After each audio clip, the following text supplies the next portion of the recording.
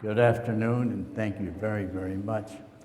I'm thrilled to see the number of people that are here today. And also, I find it very reassuring that so many different groups have sponsored this program. I think many of us, probably most of us, have a sense that there is something dramatically wrong with waging warfare with drones, but we haven't been able to really spark any kind of genuine resistance to what's been going on now for a number of years. And so I think your presence here today indicates how much all of you, and including me, all of us, want to highlight what we're doing, and we need to find out more about it and then really begin to work in a very organized and determined way to end this warfare. And so I'm very grateful that you've invited me to present this afternoon, and I hope through the whole program all of us will leave with even a stronger determination to end this warfare. I thought I might start with providing you with the justification that our government gives for its drone warfare. These are words that were voiced by John Brennan, who in the speech at the Woodrow Wilson International Center for Scholars in Washington on April 30th, where he declared he intends to pull back the curtains on the administration's drone policy. Defending the drone strikes, Brennan said that as a matter of international law, the United States was in armed conflict with Al-Qaeda, the Taliban, and associated forces in response to the 9/11 attacks. And he claims that there is nothing in international law that bans the use of remotely piloted aircraft for this purpose, or that prohibits us from using lethal force against our enemies outside of an active battlefield, at least when the country involved consents or is unable or unwilling to take action against the threat. So John Brennan claims that drone warfare is legal and ethical and wise. And I hope this afternoon to show you that drone warfare is none of those things. It is not legal, it's not ethical, it's not wise.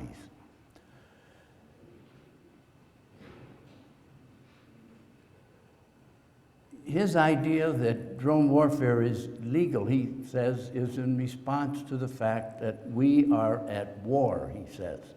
And so we're permitted in war to kill our enemies.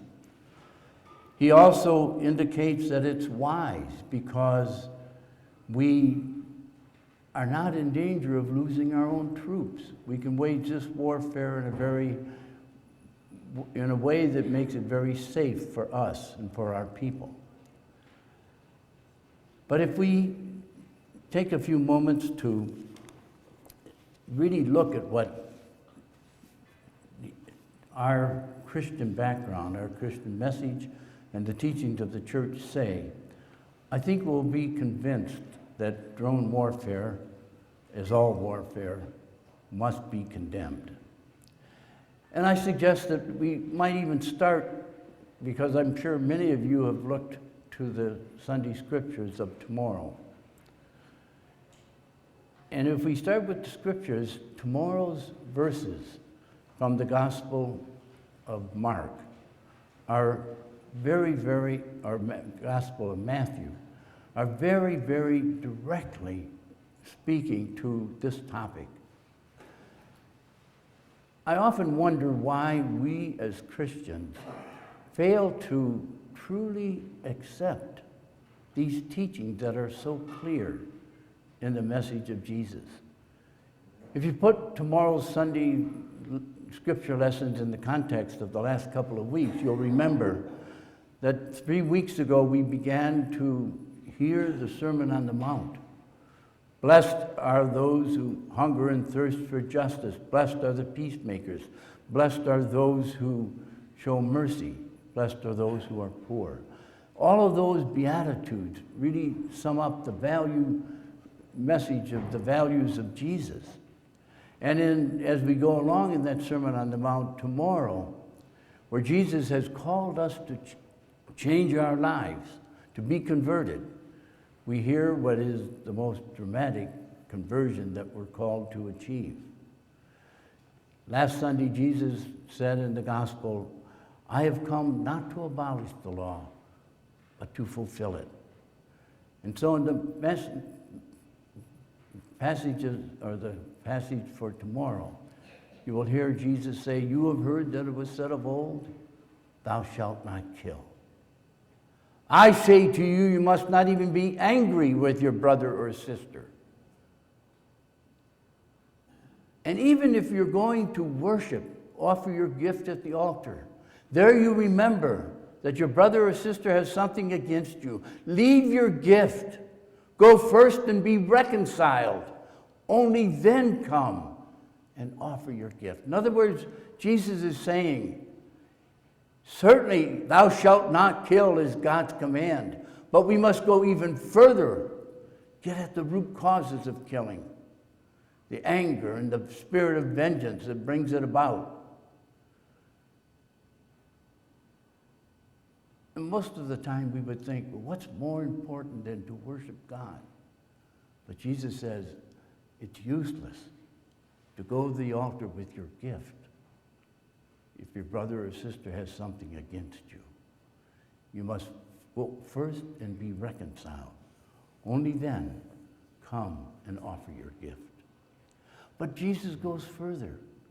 You have heard that it was said of old, an eye for an eye, a tooth for a tooth.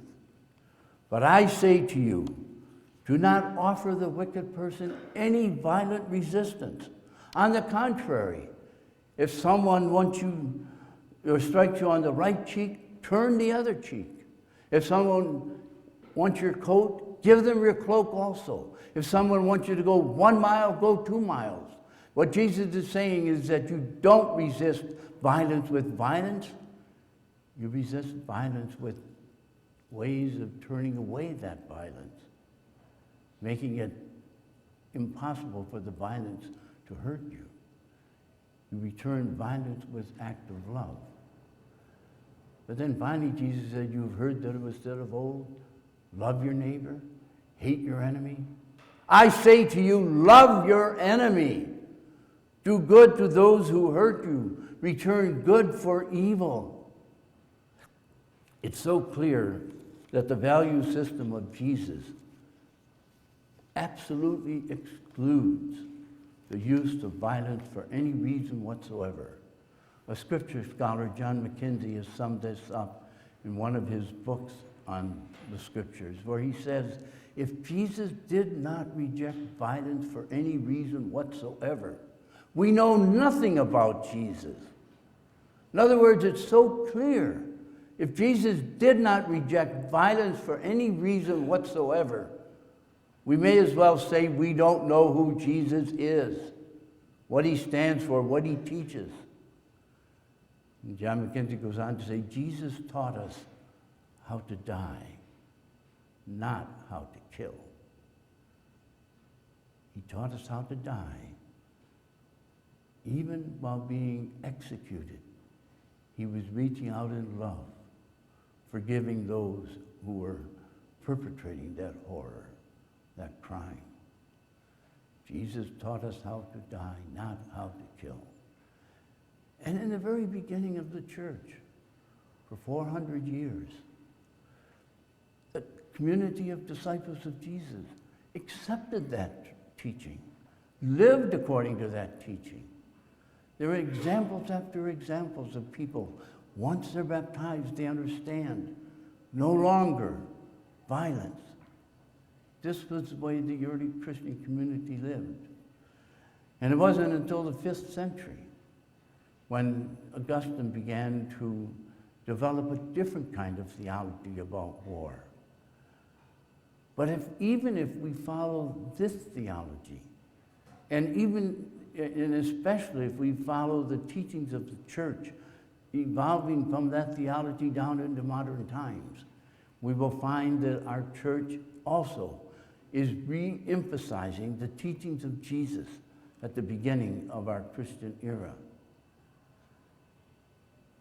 I have here the pastoral letter that the Catholic bishops published in 1983, The Challenge of Peace, God's Promise and Our Response. And I invite you to go back to that letter, because in there we emphasize the fact that Jesus did teach nonviolence. But we also put into the letter, because as we say, for over 1,500 years, the accepted teaching of the church was that sometimes violence is justified. There was what we call a theology of just war. But we neglected to understand that theology. We let it change almost without our adverting to it, so that we use the theology of just war in a way that was never intended by Augustine. And in this pastoral letter, this is spelled out very clearly. First of all, that when Augustine developed the theology, it was to prevent war, not to allow war to happen. But if it did happen, then to try to assure that the war would be fought within some limits.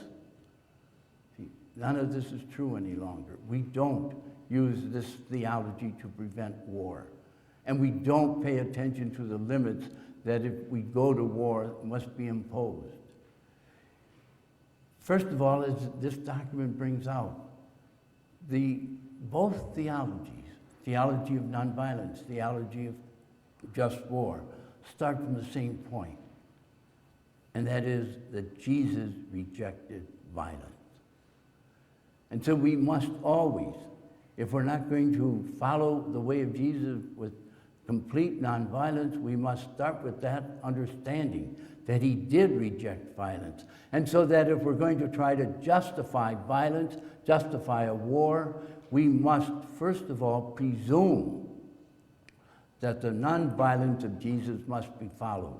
And only if certain conditions are fulfilled, then may we override the presumption against violence and go to war. Now, I doubt that there's hardly any Catholic who ever even studied just war theology who understands that the presumption is no to war. And only if the conditions that are set up as criteria for allowing you to override that presumption are fulfilled, only then, with great reluctance, will that theology allow us to go to war. And of course, one of the very first conditions of this theology is that only may you go to war if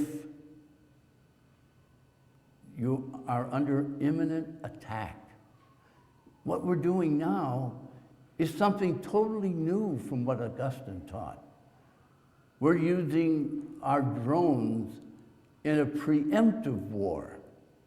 We're saying some people might attack us at some point, therefore we'll kill them now. That's not within the theology of justified violence or the theology of just war. We must, if we're going to follow that theology, follow it strictly. And one of the, again, the very important points is that it must be a situation in which the nation is under imminent threat of imminent attack, not some remote chance that some individual might begin to attack us in some way. That just simply is not the way that just war theology is meant to function. In addition to that, I find it very interesting that theology of just war says you may justify a war only when the legislation of the nation involved is followed carefully. Our Constitution requires our Congress to declare war. The last time that happened was in 1941. We've been at war so many times since without any act of Congress to proclaim that war justified. And this current warfare is something that is carried out by the executive branch alone, by the president, who draws up or is provided with a list of people who might threaten us. He decides who is the most imminent threat, who must be killed. And then the person is killed. We've never declared war. So we're acting against our own Constitution. We're acting against international law. So this kind of warfare is illegal, international law, and our own law. But we've come a long way, actually, in the teachings of the church regarding war and the right to go to war, the morality of warfare.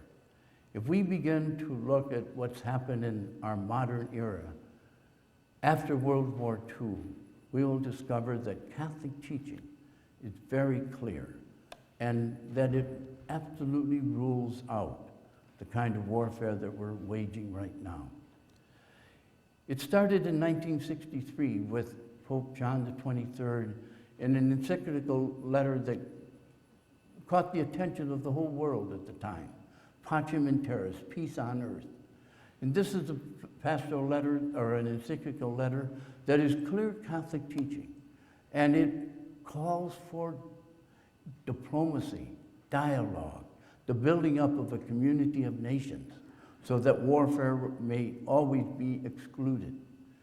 But beyond John XXIII in the Council, that 1965, the Document of the Church in the Modern World, the bishops of the Council, and this would be the most authoritative teaching in our church, when a whole council, all the bishops of the world issue a declaration that is very clear, and the declaration is, we must develop a whole new attitude toward war. We must get rid of what we've been following for so long and understand war is different from what it was in the time of Augustine. Modern warfare has no limits, and therefore we must develop a whole new attitude toward war, and specifically the bishops condemned any use of weapons of mass destruction. And yet we continue to build those and threaten to use those all the time. But even short of weapons of mass destruction, we must understand that we need this new attitude toward war. And after that, time after time, we've had peace day statements, we've had encyclical letters. Paul VI in 1976 wrote a peace day statement that was a statement for the celebration of World Day of Peace, World Day of Prayer for Peace on January 1st, 1976. In it, he makes a very powerful statement. And this is Catholic teaching. He talks about Hiroshima, Nagasaki, war crimes that we have refused to think about over the decades. But he calls what happened at Hiroshima, Nagasaki, butchery of untold magnitude.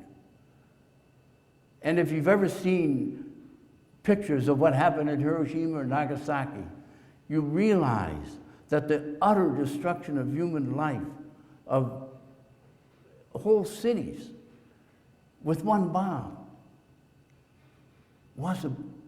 and even butchery is a word that fails to give the full dimensions of the evil of what was done on those 2 days, August 6th and August 9th. A butchery of untold magnitude. But then Paul says, who's the model for our time? Where do we look to find the proper response? The poor, weak man Gandhi, Paul says.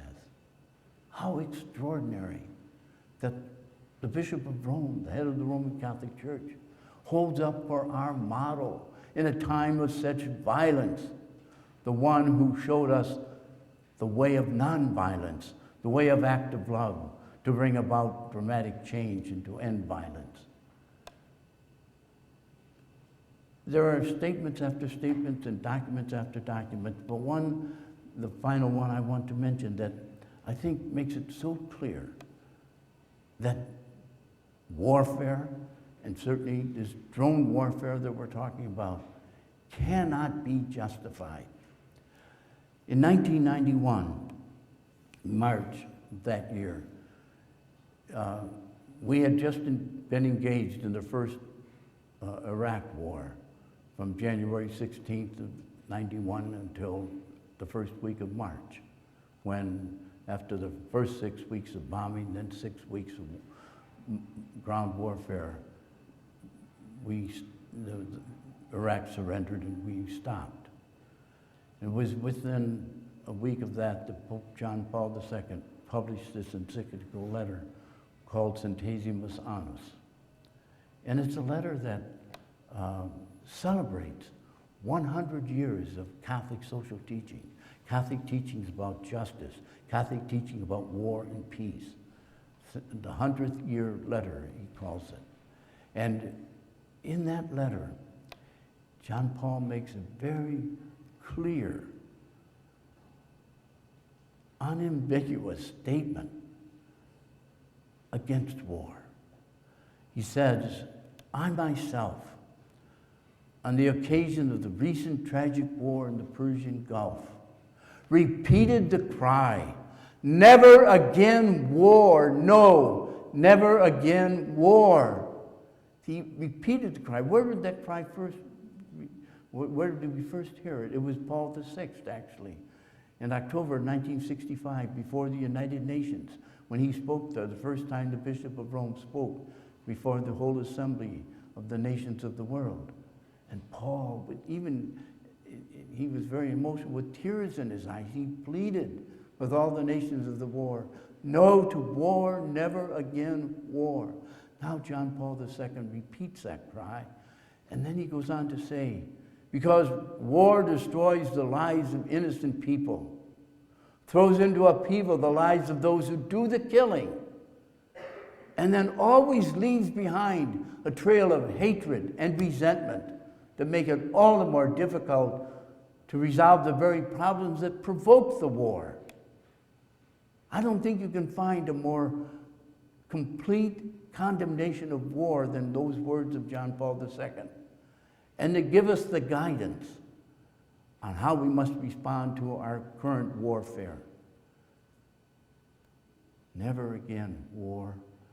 We must say no to this war that we're waging now with drones, because it destroys the lives of innocent people. And our government continues to claim that, well, we're trying to be very careful. When we target someone to be killed, we try not to kill any others. And yet it doesn't happen that way. And there are example after example, and I'll just share a couple of with you that I find so tragic. And if only we really would let ourselves think about what's happening when these drones release their missiles or their bombs, sometimes 500-pound bombs, over a few people. But we mostly don't let ourselves think about it. But here on a sunny afternoon in October 2012, 68-year-old Mamana Bibi was killed in a drone strike that appears to have been aimed directly at her. It's very puzzling. Why? Her grandchildren recounted in painful detail to Amnesty International the moment when Mamana Bibi, who was gathering vegetables in the family's field in northwest Pakistan, was blasted into pieces before their eyes. You can imagine the shock and the horror of those children watching their grandmother get torn apart when she was struck directly. Nearly a year later, her family has yet to receive any acknowledgement that it was the United States that killed her, let alone justice or compensation for her death. But that's only one. There's so many others.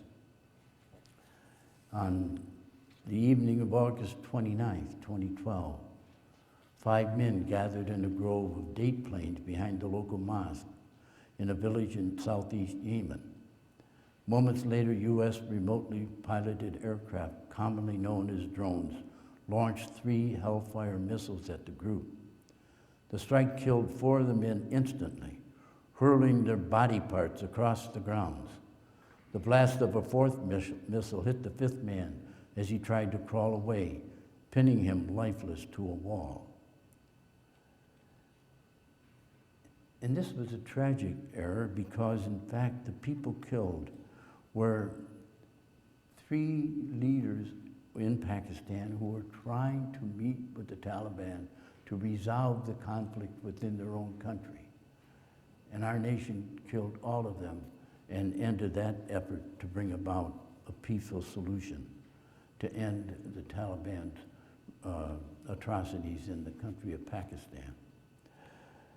But here's another one that's even worse. On September 2nd, 2012, a Toyota Land Cruiser carrying 14 people was attacked by a warplane or drone near the provincial city of Radna in central Yemen.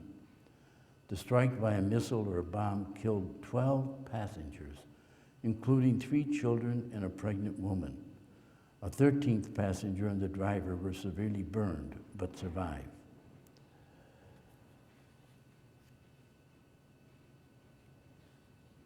The day of the September attack, residents heard drones overhead and farmers working in their fields noticed 2 drones loitering over Radno and outlying villages. And then the witnesses said, "I heard a very loud cry like thunder, noise like thunder."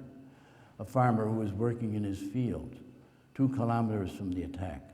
"I looked up and saw the planes. One was firing missiles. About 4 people were without heads. Many lost their hands and legs. 2 victims were a woman and a girl clutched in a lifeless embrace. The bodies were charred like coal. I could not recognize the faces," said a 23-year-old farmer. Moving in closer, one of the men realized that the woman and girl were his mother and 10-year-old sister. He also saw his father among the dead. "That is when I put my head in my hands and I cried." These are the kinds of things that we're doing with our drones. And we don't let ourselves think about that. I can't imagine how the president can ever deal with a conscience where he knows this is the kind of thing that happens, and yet he continues to call for these strikes to take place. And it's always going to involve the death of civilians, unless a person is totally alone. But they're not alone when they are identified to be killed. They're with other people, and those other people are always killed. And so this kind of warfare destroys the lives of innocent people, and in a way that is just unbelievably violent. People are just blown apart. Pieces of their bodies have to be picked up and brought together to be buried.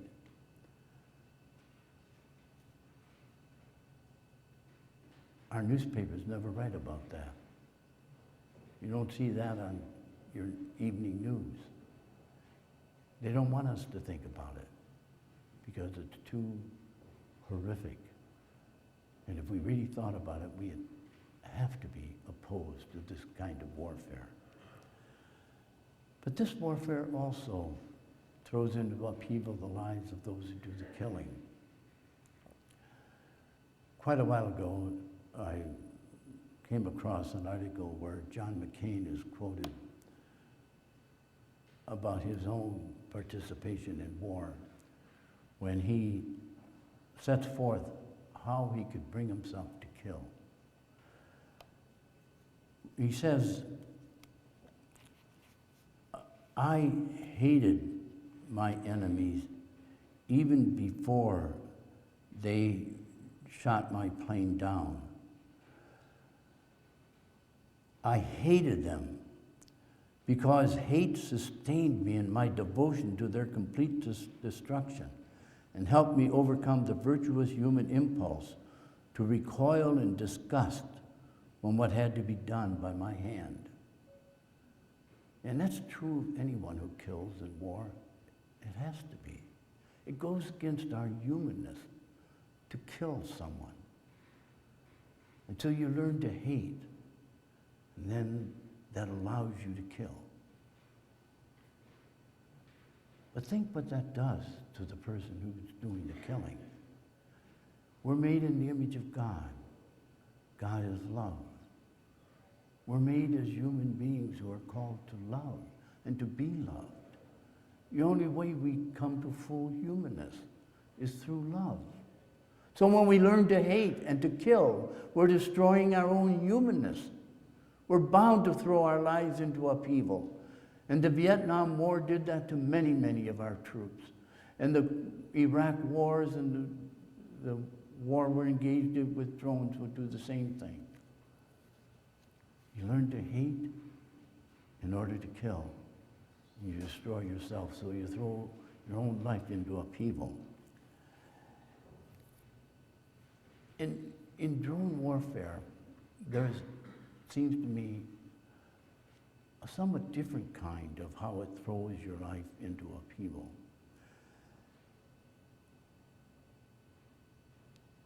This is part of an article about the pilots. They call them pilots even though they're sitting at a console in an air-conditioned room in Holloman Air Force Base, 200 miles south of Albuquerque in New Mexico. But this stationing pilot, the article says, stationing pilots in the United States has saved the Air Force money, and pilots at Holloman who have flown drone combat missions speak glowingly about a lifestyle that allows them to fight a war without going to war. And Air Force Captain Craig, who is a trainer at the base, volunteered to fly Predators while in flight school. He calls his job, these are his words, the perfect balance of mission for the armed military and family. The balance comes at a cost. Pilots have flown missions over Afghanistan in the morning, stopped for lunch, fought the Iraq war in the afternoon, and then driven home in time for dinner. Lieutenant Colonel Matt Martin, formerly a trainer at Holloman, wrote about the disorienting experience of being in different war zones in his memoir, Predator, calling the experience enough to make a Predator pilot schizophrenic. What do you have to do to yourself to sit there, look at a TV screen, see someone maybe 8,000 miles away? You push some buttons, and you can watch that person being blown apart. Then you go home and have lunch or supper with your kids and your family. It has to be causing terrible psychological problems. And it does. There's no question about it. When you disassociate yourself from what you're doing, and so that you have no emotional reaction to it. You just live your ordinary life, and yet you're killing people. I feel certain that the psychological problems of people who do this over a period of time are going to be extremely difficult to resolve. And so this kind of war also throws into upheaval the lives of those who do the killing.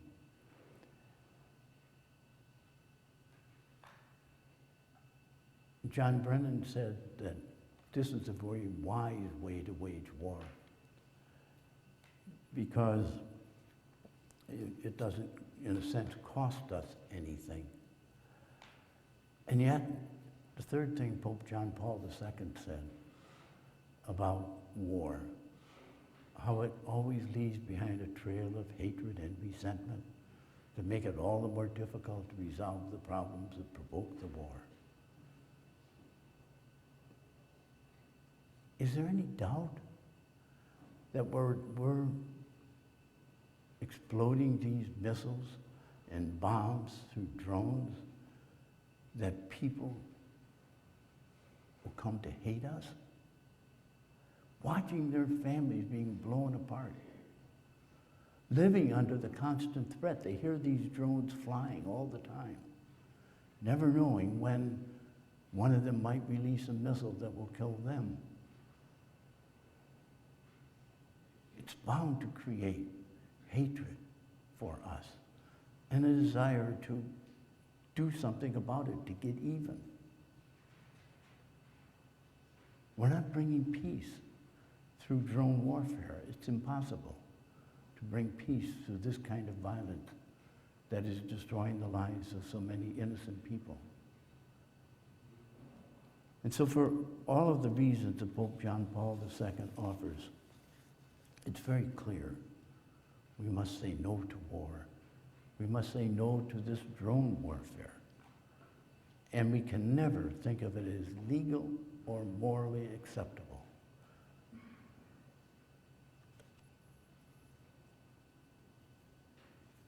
I thought that maybe what we need to do is to try in some way to put ourselves back in the time of the Vietnam War, when so many rose up in resistance, saying no to that war, till finally it was brought to an end. And one of the people who called us to do this, I think we have to listen to his words once more and make them our own.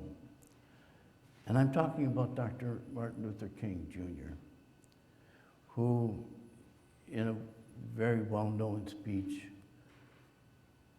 which he delivered at Riverside Church on April 4th, 1967, when for the first time he took a clear stand against the war in a very public way, against the advice of many of his own followers who told him, you can't make your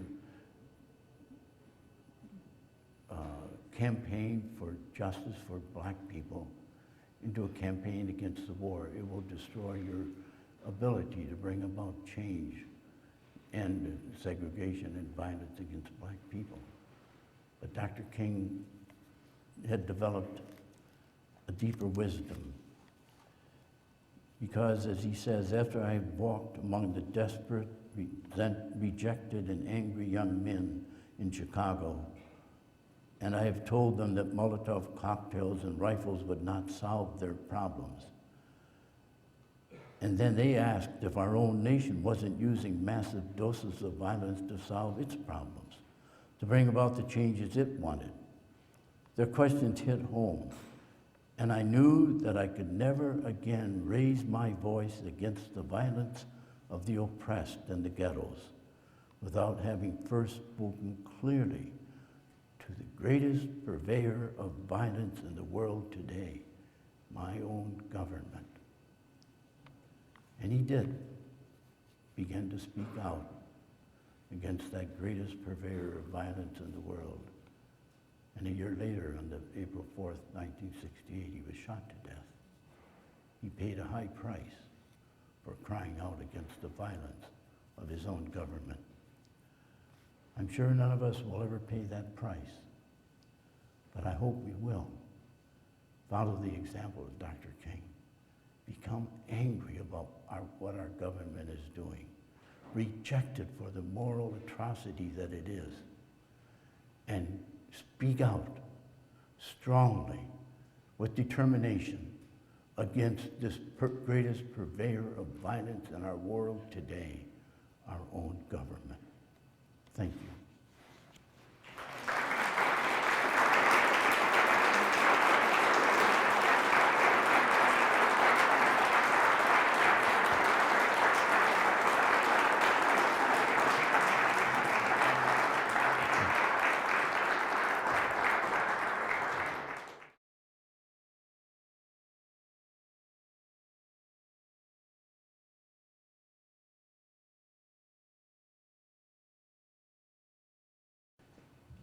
Anger is a very important emotion.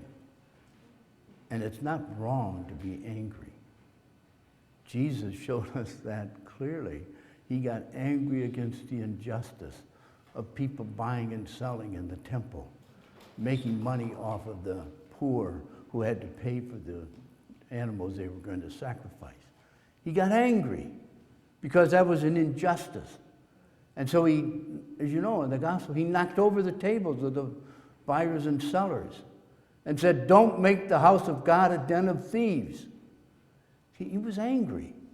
There's other times in the gospel he got angry at Peter because Peter said, after Jesus told him, I must go up to Jerusalem, be handed over to my enemies, be tortured and executed. Peter said, no, you don't have to do that. Jesus turned and said, "Get behind me, you Satan. You're not speaking according to the way of God." And so Jesus got angry. And anger is an emotion that moves us to action. And it's not sinful to be angry. I think part of our problem is that we are not angry enough. This should make us very angry. What our government is doing in your name, my name, with your tax dollars, what we're doing with that ought to make us angry. Then anger will move us to action. And perhaps we can change the direction of our government. So I am seriously saying it's time to be angry, and time to act on that anger. Is that, yes? So Ed Rowe talks about the woman who asked for the crumb that the dogs get from the table, and he talks about that scripture as, well, no, she's calling out Jesus. Jesus was wrong in that point. And maybe this can be saved for later on in a small group, but I have Thich Nhat Hanh's statement about peacemaking. Thich Nhat Hanh was Martin Luther King's Nobel Peace nominee, and he talks about not acting out of anger. Yeah, but see, anger doesn't control all of your... Deny the anger. Yeah. But he says you have to transmute. Yeah, but anger can still lead to love of your enemy. You're angry at the injustice, the violence being done, and then out of love, you try to stop that and try to respond in love to anything that the people have done to you. So there's no contradiction, I think. We're sending these drones and so on, and joining the military. What can the church do? Yes, the obstacles to our becoming what are known as a peace church, you know, like the Quakers, the Friends, and the people who have given up violence and maintained that position as Christian communities. And the main obstacle is, I think, that we become too much part of the culture of our country, that our church, instead of being a church that really preaches, teaches, and lives the gospel message of Jesus against the culture of violence in which our government brings us, we give in to the culture. And that's the leadership of our church doesn't really lead us in living in a counter-cultural way. I don't think it's difficult at all to determine that there is a culture of violence in the United States, and there has been in our country from its very beginning. We had a violent revolutionary war, and out of violence comes more violence, and you know, and the violence in our country is just overwhelming. You know, the people killed by guns, the number of people who own guns and think the only way you can defend yourself is with a gun. If you don't have one, you're going to not be able to defend yourself. And we've neglected to teach that Jesus rejected violence and that there are ways of responding to violence that transforms violence into, transforms an enemy into a friend.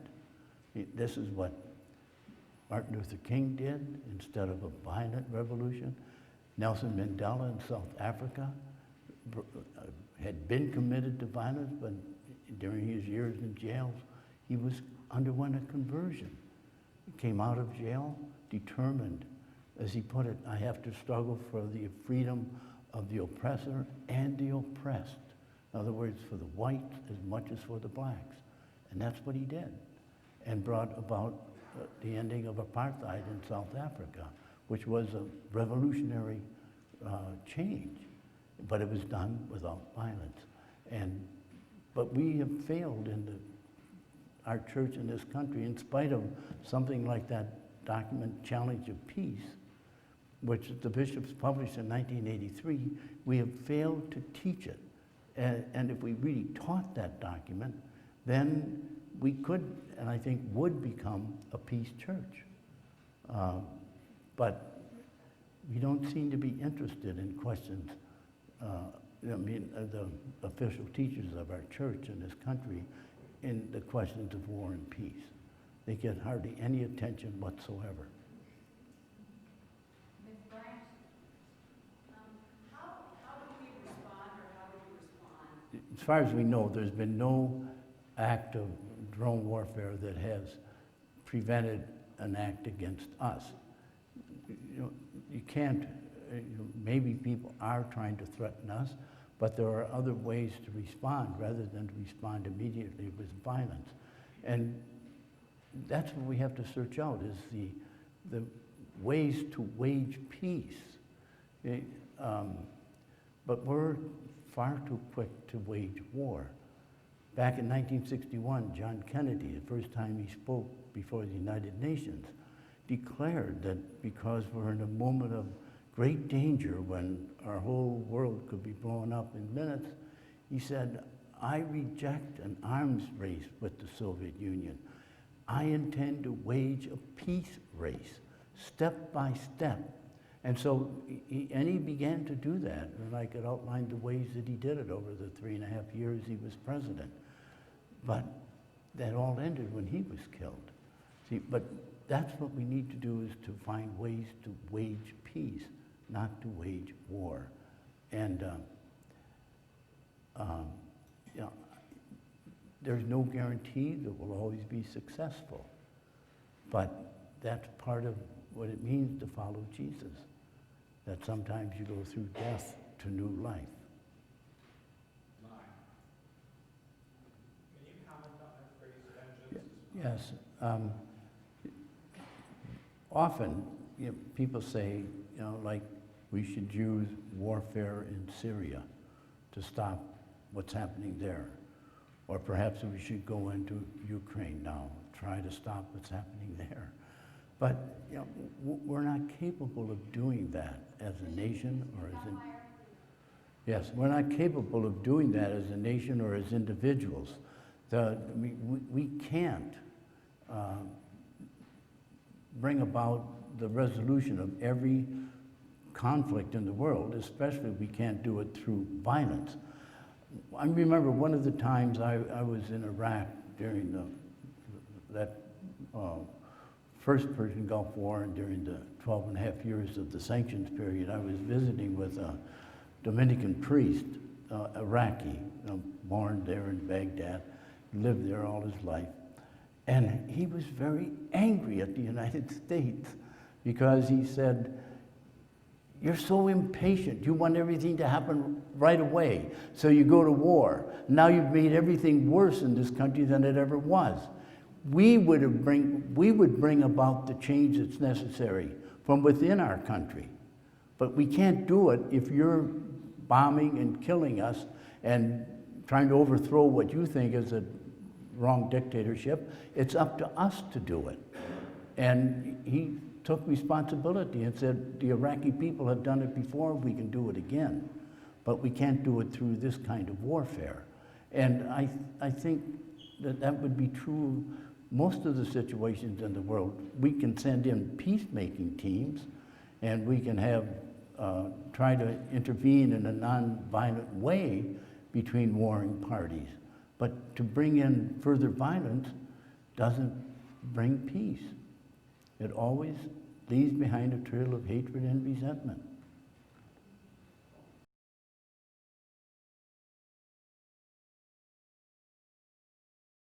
I just received a gift this morning. This is Pax Christi t-shirt, the newest version. You might want to try to get one. The Pax Christi, Peace of Christ. On the back it says, and this is Pope Francis, we want a peaceful world. We want to be men and women of peace. We want in our society, torn apart by divisions and conflict, that peace break out. War, never again war. See, he's saying the same thing that John Paul said, that Paul VI said. We have to end war. So Pope Francis is moving us in that direction. And one of the things that he's highlighting is one of the things that bring about war are the injustices in the world. A long time ago, Pope Paul VI wrote a Peace Day statement, if you want peace, work for justice. And Francis is making that very clear. His encyclical on evangelization through love, I forget the exact title of it, but the only one he's written so far, he makes it very, very clear that the economic system that oppresses so many people in this world has to be changed, and that we cannot continue to oppress people through the unjust economic system and expect to have peace in the world. So he is very clear on where he stands in making peace happen by working for justice. And so I think he's a very, marvelous follower to Paul VI, John the 23rd, John Paul II, and now Francis is teaching us the same thing. So it's time that we as a church really understood what our church is teaching and try to follow it. And I think, these popes are way out ahead of us in this regard. And we need and are blessed to have this kind of leadership, but then we have to really begin to follow it.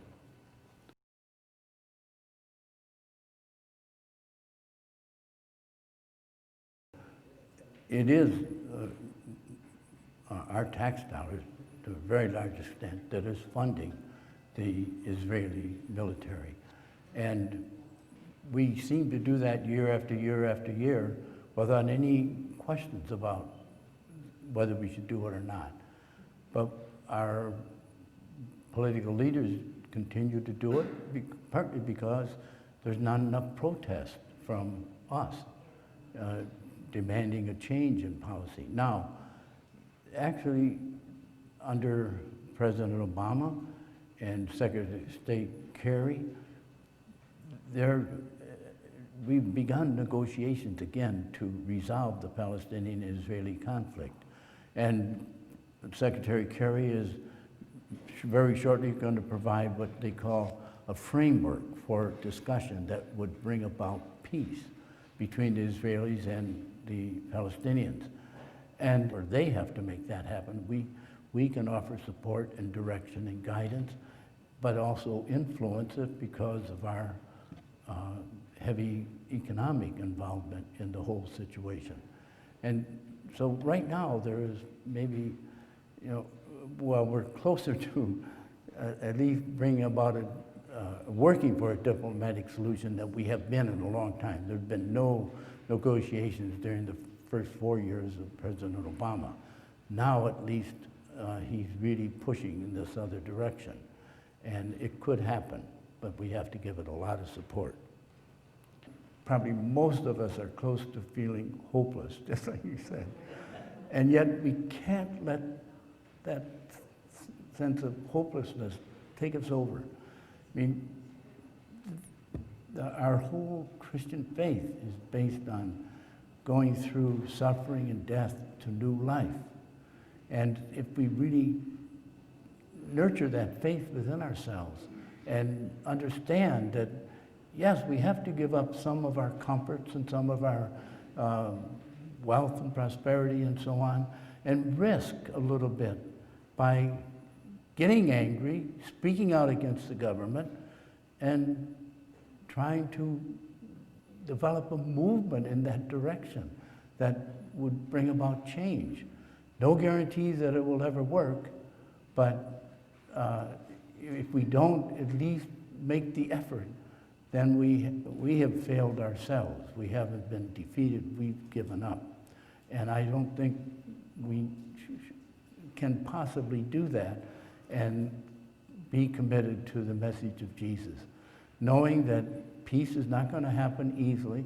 It's not going to happen without suffering and, on the part of many of us, all of us maybe, but it can happen and will happen if we really commit ourselves. Don't we go to church tomorrow? Listen to those scriptures and say when you're leaving church, yeah, I'm going to live that way from now on. And you know, if our whole church did that, what a change that would be.